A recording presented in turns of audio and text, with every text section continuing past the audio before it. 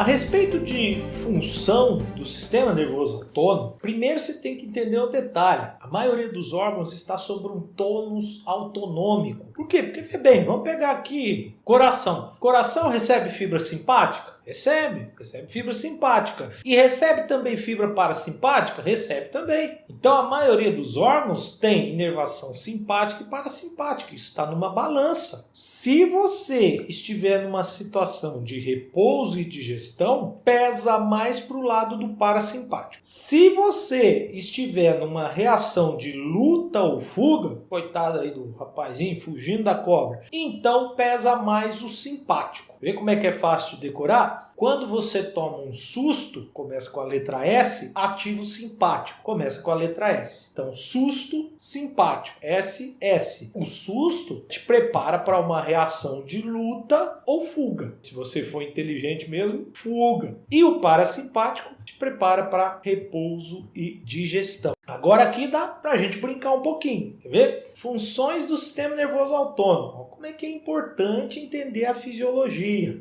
Quando eu falei para você lá, a fisiologia vai te ajudar na sua profissão de diversas formas, é o fundamento. Olha como é que é o fundamento. Vamos pegar primeiro no músculo estriado cardíaco. Eu mostrei para você que o músculo estriado cardíaco recebe inervação simpática. E lá o simpático libera adrenalina e noradrenalina. Quando você toma um susto, chega também via corrente sanguínea. E o coração tem receptor para esses neurotransmissores, ou se vier da glândula, o hormônio. É o receptor adrenérgico do tipo beta 1, que eu coloquei o subtipo. Isso aí tem tabelas, se precisar decorar, vai lá na tabela e decora. Isso aí é fácil de achar. Então, adrenalina e noradrenalina atuam em receptor beta 1. Não precisa decorar. O que acontece com o seu coração quando você toma um susto? Ah, professor, meu coração acelera. Verdade. Por quê? Porque a adrenalina e noradrenalina aumenta a despolarização, excita a sua célula. Atuou no receptor adrenérgico. O que vai acontecer com o seu coração? Vai aumentar a frequência cardíaca. Frequência cardíaca é o número de vezes que o coração bate por minuto. Eu chamo isso de cronotropismo positivo. Crono é tempo. Por isso que aquele aparelhinho que mede o tempo é o cronômetro. Deus do tempo é o Deus Cronos. Cronotropismo positivo. E vai aumentar também a força de contração. Força de contração, inotropismo positivo. Frequência cardíaca, número de batimentos por minuto. Aí, tempo. Força de contração, vai contrair com mais força. Então, cronotropismo e inotropismo positivo. Coração bate mais vezes, bate mais rápido e com mais força. E se a bomba central do seu sistema cardiovascular está bombeando com mais força e mais vezes, aumentando a frequência cardíaca, o que vai acontecer com a pressão no sistema? A pressão arterial vai aumentar. Então, quando você toma um susto, seu coração aumenta o cronotropismo, aumenta o inotropismo e a sua pressão aumenta. E o parasimpático? O parasimpático também tem inervação. Quem que é o nervo que leva a informação parasimpática para o coração? Nervo vago. Então, o nervo vago, quando ele manda a informação parasimpática para o coração, libera acetilcolina. Acetilcolina, parasimpático, digestão, repouso. O que a acetilcolina faz na célula cardíaca? Inibe, hiperpolariza. Então, lá no coração vai ter receptor colinérgico, é um receptor colinérgico muscarínico tipo 2. E quando a acetilcolina atua nesse receptor colinérgico, vai causar cronotropismo negativo, ou seja, diminuir a frequência, diminuir a pressão arterial. E aí, a gente começa a entender o seguinte, como é que aplica? Existe um medicamento, atropina. Atropina é um parasimpatolítico. Lise quebra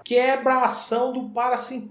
A atropina se liga no receptor colinérgico e não deixa a acetilcolina agir. Eu não falei para você que o coração, os diversos órgãos estão num tônus autonômico? Se eu tiro a ação do parasimpático, quem que fica atuando? Se eu tiro a ação do parasimpático, quem fica atuando é o simpático. O que vai acontecer com a frequência e com a força? Vai aumentar. O que vai acontecer com a pressão? Vai aumentar.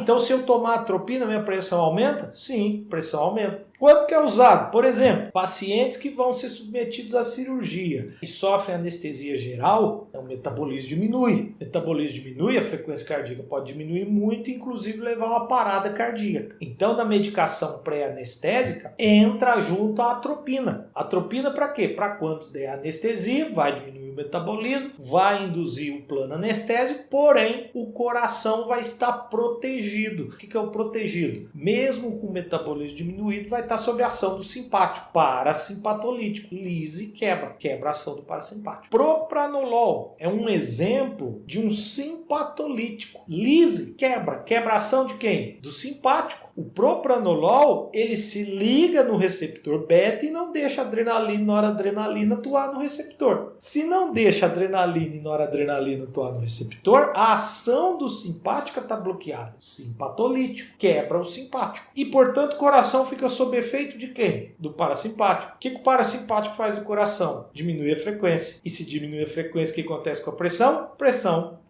diminui. Vem comigo. Músculo liso dos vasos sanguíneos. Então, músculo liso dos vasos sanguíneos. Camada mais interna dos vasos em contato com o sangue é o endotélio. Endodentro, télio, vaso. Mais externo ao endotélio, a gente tem uma camada de músculo liso. Se esse músculo liso contrai, olha o que acontece com o vaso? Constrição. Se o músculo liso relaxa, olha o que acontece com o vaso? Dilatação. Se faz constrição, chega menos sangue. Se faz dilatação, chega mais sangue. De forma geral, o músculo liso dos vasos sanguíneos é inervado pelo simpático. De forma geral, não tem inervação parasimpática. E o simpático libera adrenalina e noradrenalina. Adrenalina e noradrenalina faz vasoconstrição ou vasodilatação? Qualquer um que você falar, você vai acertar. Faz os dois. Se for receptor alfa-1, faz vasoconstrição. Se for receptor beta-2, faz vasodilatação. Onde que eu tenho receptor alfa-1? Olha que bonito isso. O receptor alfa-1 está localizado no músculo liso dos vasos sanguíneos, que irriga a pele, que irriga as mucosas e que irriga as vísceras abdominais. Simpático, susto. Portanto, quando você toma um susto, libera adrenalina e noradrenalina, chega também via neurônios e ativa esses receptores alfa-1. Quando ativa esse receptor alfa-1, onde tem alfa-1, vasoconstrição. Então você vai ter vasoconstrição na pele, vasoconstrição na mucosa e vasoconstrição nas vísceras abdominais. Por isso que quando você toma um susto, você fica branco de susto. Tomei um susto que é até branco. Verdade? Se tem vasoconstrição, menos sangue na periferia do corpo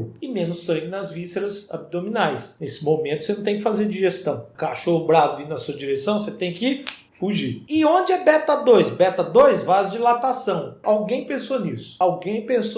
Tem que ter uma inteligência superior que pensou nisso. Músculo liso de vaso sanguíneo que tem beta-2 é o músculo liso das artérias que irrigam o coração e o músculo liso das artérias que irrigam a musculatura estriada esquelética. Você, numa reação de luta ou fuga, num estímulo simpático, quando você toma um susto, o seu coração está trabalhando mais ou menos? Trabalhando mais. Portanto, os vasos que irrigam o coração é beta-2, para ter vasodilatação e chegar mais sangue. Para você lutar ou fugir, você vai precisar contrair mais ou menos músculo esquelético. Mas, então, o suprimento sanguíneo para o músculo esquelético tem que estar aumentado. Também vasodilatação. Ou seja, no susto tem um rearranjo. Você tira o sangue da periferia e das vísceras abdominais e manda para onde precisa. Onde que você precisa? Coração e músculo estriado cardíaco para você lutar ou correr. Então, ó como é que tá te preparando aí para luta ou fuga. Legal demais você ter chegado até aqui. Mas